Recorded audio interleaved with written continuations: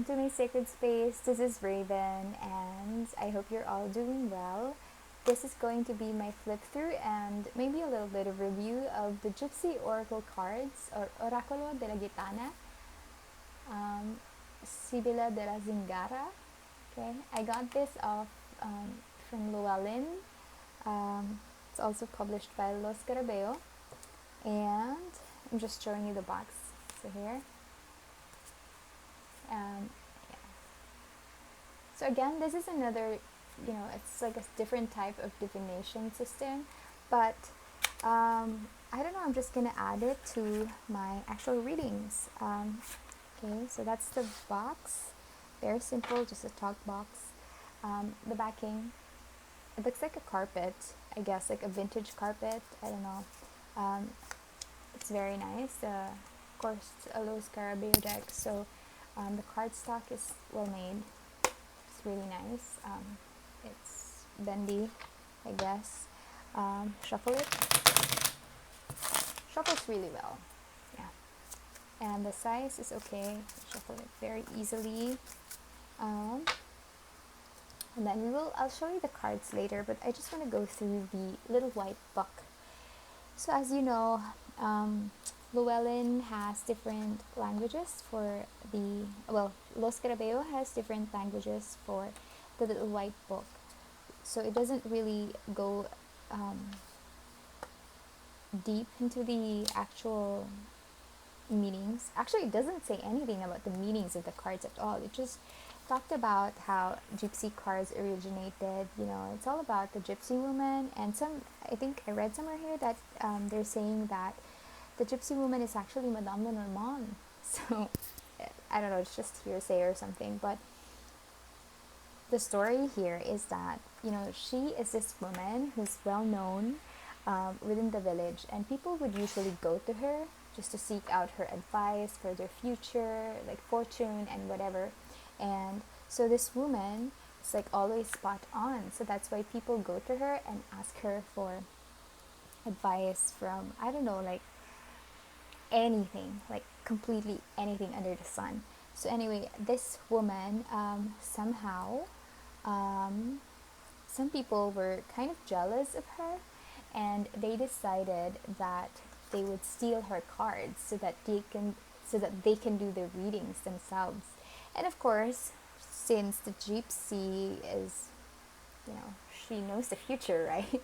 So since she knows that this is going to happen, she actually created a different deck that will be easier for the lay people, or like the villagers, to understand.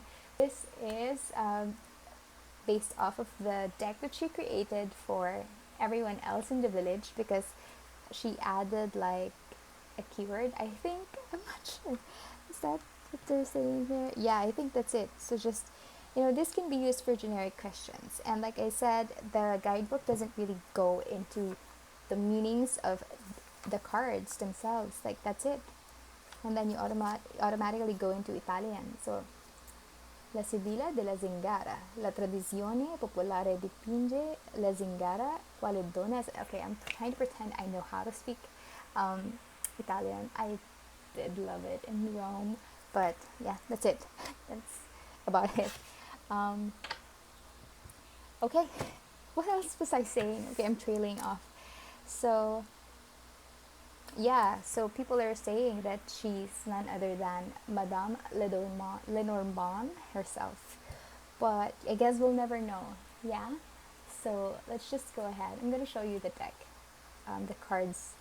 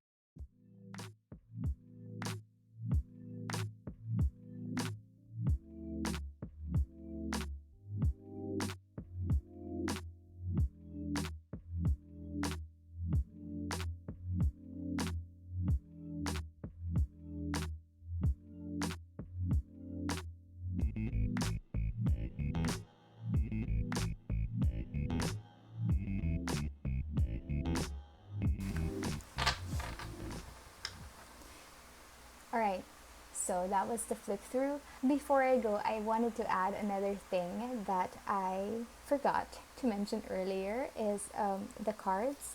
They're muted, right? They're not really that saturated. The tones are very light. It's very vintagey.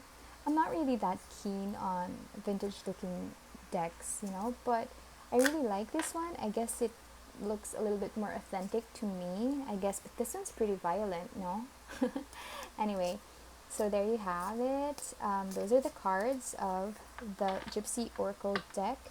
Oh, and one more thing, like it says here in the little white book, it just provides one kind of spread. This is the cross spread, and it's very simple. It just tells you about the present, the past, the near future, the obstacle, and your advice. And like I said earlier, like this, well, if they really stole this one, then there will definitely be no guidebook, right? But so there you go. What was I gonna say? Right, okay. So yeah, this deck is pretty good for you to practice your intuition, to train your intuition, and just like, come on, use those intuition muscles going, right?